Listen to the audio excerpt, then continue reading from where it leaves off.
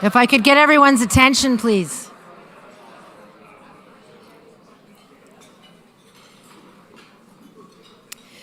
Good afternoon.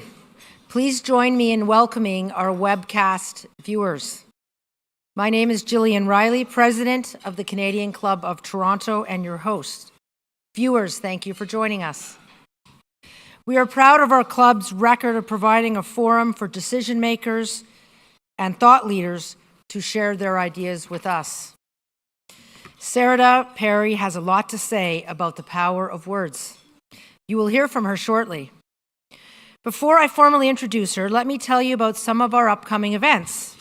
On Monday, November 6th, we will host a dynamic panel on the future of corporate governance, moderated by the President and CEO of the Institute of Corporate Directors, Rahul Bhardwaj. And on Thursday, November 9th, Harry Finkelstein, the Chief Operating Officer of Shopify, will talk to us about the future of retail. To order tickets or to learn more about the club, please visit our website at canadianclub.org.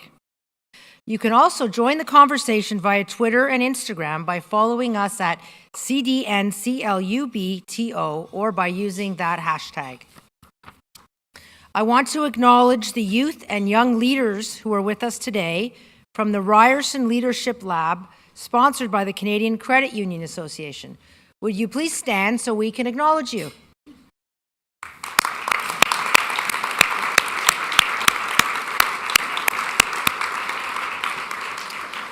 Welcome. We're very delighted that you're with us today. And now our guest speaker. I am very aware of the stress-inducing task of introducing one of the most effective speechwriters of our time. This speech doesn't match up, I'm sure. I promise to keep the introduction short and leave the talking to you, but Sarada Peri, until earlier this year, was special assistant and senior speechwriter to one of the greatest orators to ever hold public office, the 44th President of the United States, President Barack Obama. Sarada has compared her speechwriting role to being like a ghost. It's important to capture how the speaker thinks, not what they sound like. I think we can all agree that Sarada was able to capture the president's thoughts in highly effective ways. Whether it was an international speech, consoling words to victims of violence, or a State of the Union address, the writer and communication strategist has made a career of helping leaders and thinkers deliver persuasive addresses. Before working at 1600 Pennsylvania Avenue, Sarada was principal at West Wing Writers. She helped clients in the corporate, political, and not-for-profit sectors with communications, messaging, and materials. The former high school teacher also worked on Capitol Hill. There, she covered education and health policy issues for former Louisiana Senator Mary Landrieu. She is currently a visiting global fellow at Ryerson University's Leadership Lab. Again, if you have questions as they come up during the speech, please fill out one of the Q&A cards on your table and our staff will collect them. Sarada, the Canadian Club podium is all yours. Welcome.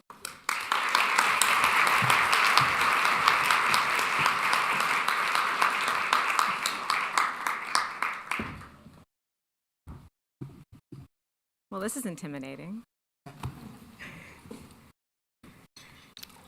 So thank you, Gillian, and the Canadian Club for inviting me here today. And I especially want to thank President Mohamed Lashmi and Kareem Bardisi, Shoaib Ahmed, Don Levine, and Neville Maguire at the Ryerson Leadership Lab for hosting me as a visiting global fellow for the past few days. It's been a fun and intense ride, but I'm really grateful to Ryerson and everybody there who's had me.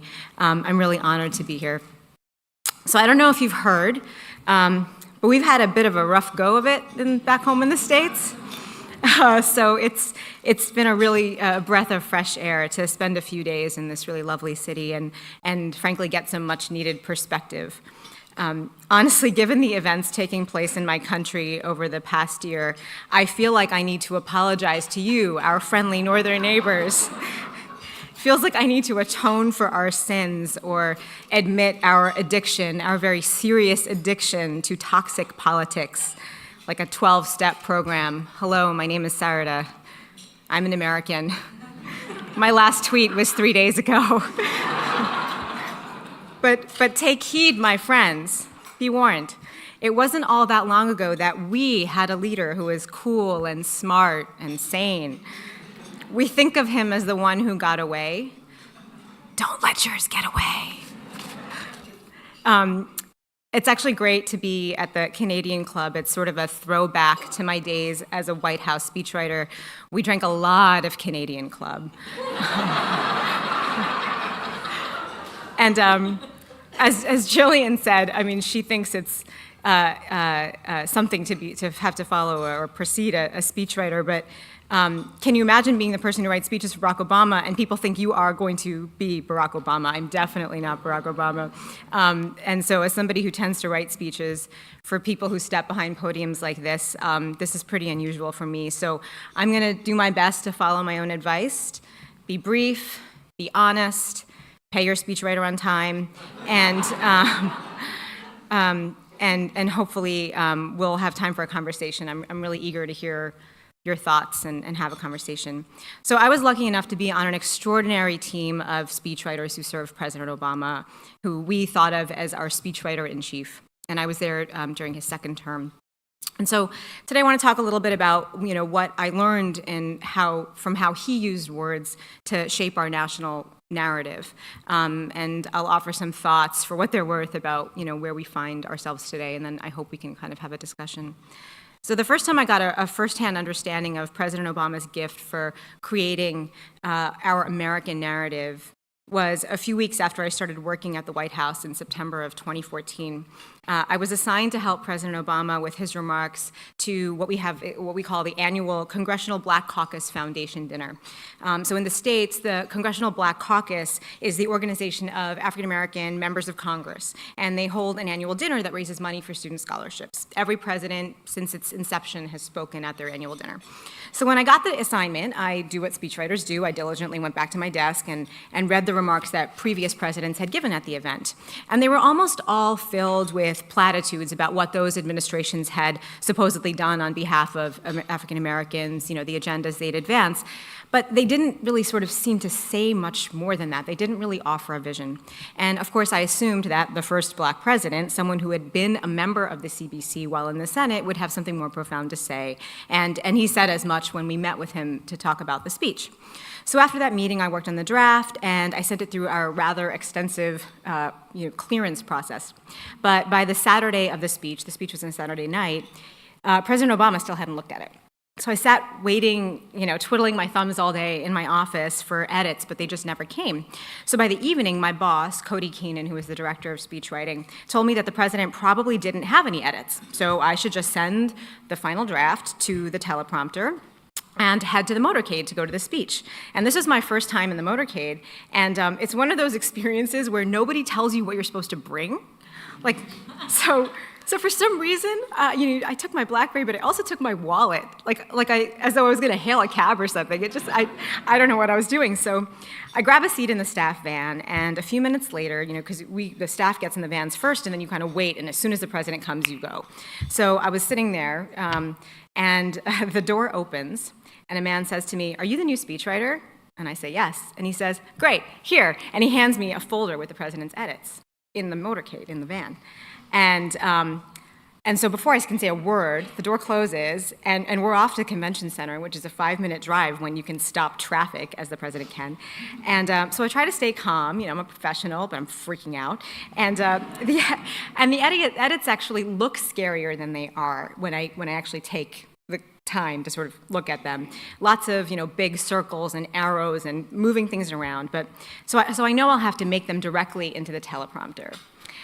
So we arrive at the convention center, and for this event, the First Lady has actually joined the President, not to make remarks, but just to sort of be there. And so their limo pulls up right to the back entrance, sort of a safety security measure, and then staff gets out on the driveway, and we kind of hurry behind them. And I must have had a look of sort of panic in my eyes, because the President and the First Lady are walking in, and the First Lady gets out of the car, and she's all beautiful and glamorous in her dress, and I'm tiny me, and I'm like, I gotta get to the teleprompter. And so the trip coordinator kind of sees the panic in my eyes and grabs me and sort of races me past the leader of the free world to find the teleprompter. And at this point, I'm a sweaty mess. And so I get there, and the operator lets me quickly make the president's edits. But now I'm not done. No. So the president always had a printed copy of the speech in large font on the podium, as a precaution. And so we had to take that binder, remove the old speech from the binder, and put the new one in. And so we finally finish, and somebody takes the binder to the podium, and now I'm, kind of just standing there waiting. And all this time, the President and the First Lady have actually been working the rope line, greeting VIPs and taking pictures. So I had some time, and they were finished, and now the President was just kind of chatting with staff backstage, hanging out, and I'm a few feet away from him, and I'm minding my own business. Except I'm holding the folder with his edits. I'm holding a copy of that old speech, which was in big font, so there's a lot of pages. I'm holding my BlackBerry, and for some ungodly reason, I'm holding my wallet. And suddenly, I just drop everything, and the papers go flying. So I'm mortified. And I get down on the ground, start gathering things up, and the President just sort of saunters over to me. He's got that swagger, right? He's got a smirk on his face, and he looks at me, and he looks at the papers strewn all over the floor, and he looks back at me, and he says, "Is that my speech?" And I say, Why, yes, sir," as I'm gathering his speech. He says, so what? I'm just going to get up there and open it up and be like, "In conclusion," and now I'm as red as a brown girl can get, right? And he just kind of laughs at me and walks away. Oh no, it gets worse. So then, or maybe better, I'm just standing there stewing in shame, right, having collected the papers, and he comes back and he says, "Come here." And he walks me behind this sort of cordoned off area where the First Lady is standing, and he says, "Michelle, meet my newest speechwriter." And I am mortified and thrilled and kind of totally confused about the moment. And so humiliating myself in front of Barack Obama has become my primary memory from that speech. But there is a point to all of this. When I go back and look at the speech itself, when I can sort of muster the courage to do that, it was actually an example of his ability to take the given moment and place it within the larger context of the American story. So in this case, instead of just once again offering platitudes about all the things that his White House had done for African Americans, he opened up by talking about the history of civil rights in America and how it was sort of up to us to continue the, quote, unfinished work of our nation. He sort of hearkened back to a speech that Lyndon Johnson had given before the passage of the Civil Rights Act. And he characterized the challenges facing our country, from income inequality, educational disparities, a criminal justice system that fails too many people of color, as work we must continue to do in the never-ending project of perfecting our union. And he reminded us the true meaning of American exceptionalism in his view. America is special not because we're perfect. America is special because we work to address our problems, to make our union more perfect. It probably wasn't a speech any of you heard, but it was about as Obama as you can get. And it was an example of how a president might use the bully pulpit to do more than just relay the message of the moment. He wasn't always successful in getting the country to agree with him, but he truly never stopped trying. America's 26th president, Theodore Roosevelt, was the first to suggest that the White House was a bully pulpit. And what he meant by the word bully was different from what we think of today. He meant awesome in the true sense of the word, or first rate. In his view, the president has an enormously powerful pulpit, allowing him to reach the country and the world with his words. The theory is that presidents who understand this power can show us where they want to take the country and help move people in that direction. It's sort of the field of dreams model of presidential communication. If you build it, they will come. President Obama did this really beautifully, as I'm sure many of you remember, in the 2008 campaign. We all remember his message of hope over fear and unity over discord. And he helped us see that only we, the people, have the power to make the change we seek. And I think this message actually really resonated around the world, not just in America. It was a sentiment that sort of everybody who lived in a society that needed to get better kind of felt. And what was interesting about his message was that people were able to place their own hopes and dreams and sort of their idea of their best selves, or at least the possibility of something better, in the vision he offered. You know, there's always been a debate about whether presidential communication really matters. For my profession, I kind of hope it does. But whether that pulpit is as bully as Teddy made it out to be. And I think the question is even more fraught today when we live in this sort of really fractured media landscape. And it might be naive to think that speeches matter at all. So I'll leave it to historians to determine how President Obama used the bully pulpit. But what I can tell you is that he consistently used the platform of the presidency, and in particular his speeches, to show Americans that our experiences today are part of a larger arc of our nation's story. And as you know, Canada is too, we're a young nation, and so it often feels like everything we're doing is you know, it's new, it's for the first time, but I think he did a really good job of kind of tying our struggles today to where we come from and giving us a sense that because we've come through difficult times before, we can do it again. And in this way, at really important moments, he was able to tie us all together as part of something bigger than ourselves, as divided a country as we often are. And what was interesting, this wasn't just an approach that he reserved for sort of more, I guess, heftier speeches. A powerful lesson for me was watching him infuse that same sense of purpose in all of his remarks. So take cultural events. Whenever the White House hosted musical performances or artistic exhibits, he would always talk about how culture is more than just entertainment, but an integral part of what America is all about. And he used those moments as an opportunity to kind of evoke the cultural ties that bind us, regardless of our differences, and reflect the broader idea of what it means to be American. And I have to say, I was really struck by the recent video of Prime Minister Trudeau mourning the passing of Gord Downie.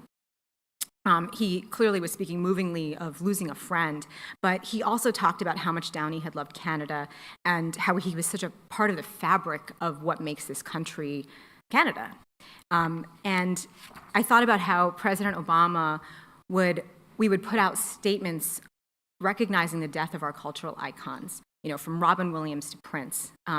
Because like your Prime Minister, I think he really understood how integral culture is to who we are. It's not something that's sort of a sideshow. You know, culture is part of what allows us to be the democracies that we are. And I don't want to suggest that his understanding of the meaning of America was romanticized. On the contrary, I think one of the reasons people gravitated towards him in the first place was that he was willing to sort of tell brave truths.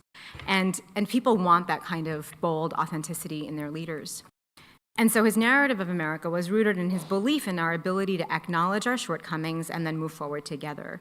It's in America, as he often said, where ordinary people have the power to make change. In fact, they are the people who make the change.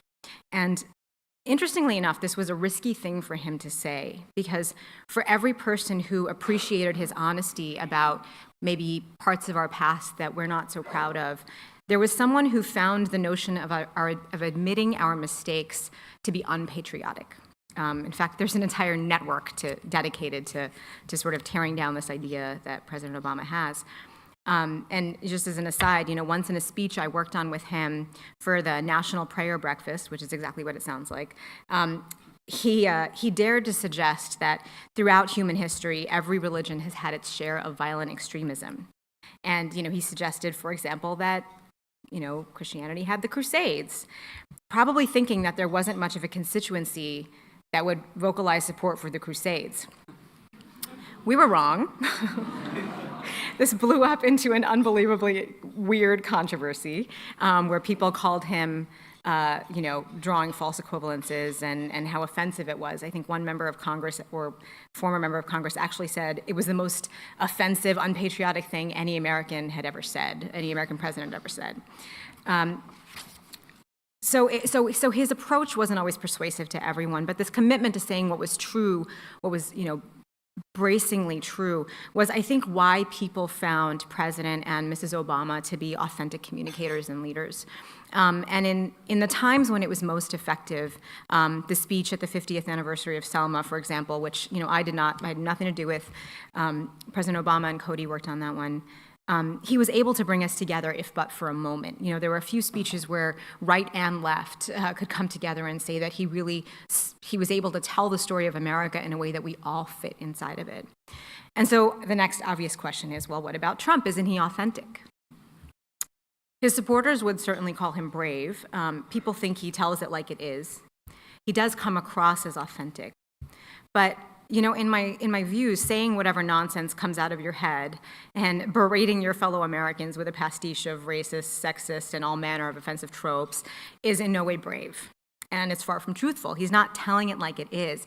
But what he is doing really strategically is giving voice to people's most deeply held prejudices instead of challenging them. And the people who already agree with him find that to be authentic and refreshing. But if leadership is in part the ability to set a vision and then bring people along to achieve a shared goal, then he's always going to fall short. You can't lead a country if you're alienating the majority of it. You can win elections, but that's probably about it. So here's the difference. Obama, I think, managed to be authentic and honest and forthcoming about sometimes very difficult subjects, but not simply for the shock value, not to amp people up or stoke fears. He did it because he thought that you needed the starting point of honesty, with the goal of persuading people to believe in his vision for America, one where we don't always get it right the first time, but we keep trying. And Trump is doing the opposite. He's shooting from the hip with the goal of speaking only to the people who already support him and with no seeming interest in persuading anyone else. And the only way to govern in that circumstance is, I think, by fiat. Our best presidents could create moments of unity through the bully pulpit. Our current president just uses the pulpit to bully. And here's the thing, though, he didn't get there alone. And I think everyone around the world should sort of be warned about this. This isn't, I don't think, just an American phenomenon. He had a lot of help, and I'm not just talking about Russia, although that certainly helped. It was a media that gave free airtime to his unfiltered id and drew false equivalences between Hillary Clinton's mistakes and Trump's outright scandals. It was the social media outlets that did allow Russian hackers, as we're learning, to plant misleading and mendacious stories to targeted audiences, deliberately stoking their fears and feeding their misconceptions. It was the deep and damaging misogyny that helped sink Hillary Clinton's candidacy and rewarded a self-proclaimed sexual assaulter with the Oval Office. So these things had an even greater effect because they preyed on our already weakened institutions, which is something we've been talking about this week with the Ryerson Leadership Lab. They exploited the fact that many in our country are increasingly cynical and no longer have faith in our political process. And what happens is the institutions weaken and somebody fills that vacuum, and then we get even more cynical. So getting out of this is I think, on us, and I'm not going to pretend to have any answers, but I think it takes an informed and educated citizenry to sort of push back against these forces. And again, that's extremely difficult when, at least in America, we have an entire cable news network committed to spreading disinformation. But we do have to somehow fight back. And one thing I think that hasn't changed, even with sort of this notion that somehow Trump has changed communication and changed presidential communication, is that a democracy is still best run on the fuel of hope and not fear. And you can actually start to see it in our polling, which is getting increasingly interesting. Everything changes every day, and you can't keep track of it on Twitter. But the trends are interesting. So Trump remains popular among Republicans, but his national approval rate has plummeted to sort of absurdly low levels historically. He's down to, I think, 38%. And perhaps more interestingly, even Republicans don't like his rhetoric on certain issues, say North Korea.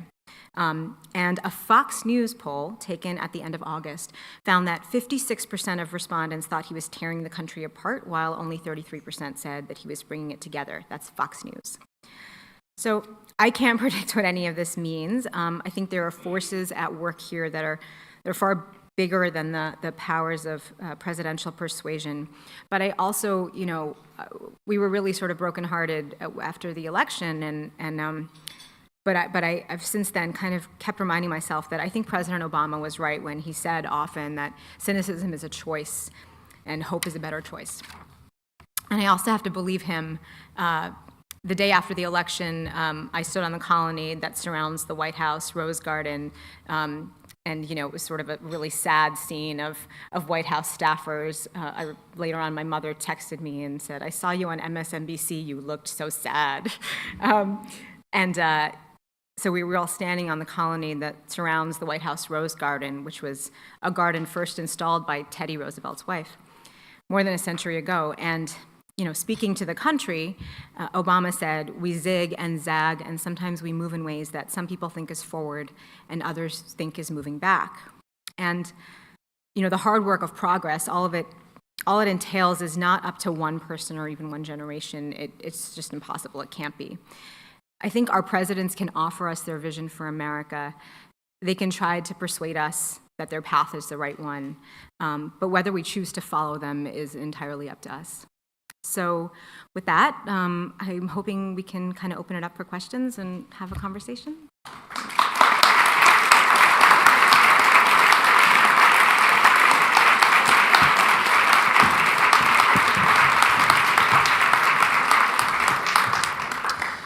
So you want to stay? Okay. You stay at the podium. I have a few questions that have been given to me. If you come up with some as we're up here, please jot them down, and we can still collect them. So here's the first one. This is a nice question. Could you take us through the composition of the Amazing Grace speech? How was it conceived, developed? Okay, so this is a eulogy that the president gave in Charleston, South Carolina, after a white supremacist murdered 9 black churchgoers, including the pastor of the church. I had nothing to do with this speech. Cody and my boss Cody and President Obama wrote it together. And actually, Cody has spoken much more eloquently since he was in the room about that speech. But what I can tell you is that it's again one of those speeches where, President Obama has been thinking about these issues for his entire life. And it matters when you have somebody who has sort of a rich interior and can offer his thoughts on that moment in a way that's really credible. The one thing I do know is that he said on the plane over to Cody, because the Amazing Grace, the passage was in the speech, they had decided to use that, and he said to Cody, "There's a 50-50 chance I'll sing it." So that much I know. Did he sing it? He did. I get goosebumps just thinking about that. This is a really good one. Okay. I can't read it, so let me go to the next. No, I think I got it. Did you read that? Veep? West Oh, Wing. West Wing. Okay, thank you. Veep, West Wing. I don't know the first one, sorry. I don't watch TV. I do know House of Cards. Which one is most like the real White House? I think our White House was probably a combination of Veep and the West Wing, except speechwriters weren't negotiating trade agreements. But I feel like the current White House might be House of Cards. Sorry, I have to ask, what is Veep? Oh, Veep is a hilarious satire Okay. of TV show on the Yes, White House? yes. Okay. How will the Democrats rise above the bluster of the Twitter president to get their message through? You got me. I think the Twitter president, as the question was phrased, he reacts to the news and he makes news. I'm not so sure he drives the news anymore. And I think you actually saw that this weekend when the news was bubbling that Bob Mueller, the special counsel who's been tasked to investigate the Russia's collusion, possible collusion, when there was noise that there might be an indictment, I mean, I purposely don't follow Trump on Twitter, but you can't miss it. He was just kind of going nuts, reacting, and but what about Hillary? But what about Hillary? It doesn't mean anything. I mean, it was like the guiltiest kid ever, right? And so his especially lately, he's gotten so reactive and so defensive, and so there's that piece of it. Second piece of it too, I would say, is I think the Republicans are going to have a really hard time messaging the thing that they're trying to draw attention to, which is their tax reform plan, which is basically just a massive tax cut for the wealthy. I really don't know how you message that. So in that sense, I think that if Democrats kind of stay focused on what's actually going on in people's lives and how these policies will actually affect them, we're going to probably do better. It turns out that Trump voters are probably never going to switch over, and many Americans, I guess, aren't paying as much attention to these sort of investigations. And these are a slow burn. These investigations are going to go on for a while. But what they are going to hold everybody who they elected accountable for is to fulfill the promises they made. And Trump made a whole lot of promises, mostly to the working class. And so if these policies actually go anywhere, if Congress can get itself together to pass anything, that thing is going to be a tax bill that's a boondoggle for the rich. And so I think Democrats should, one thing we should do is really hammer that home. Okay, here's a more personal question. Sure. What spurred your career change from high school teacher to speechwriter? Yeah, and there was a career in the middle there too.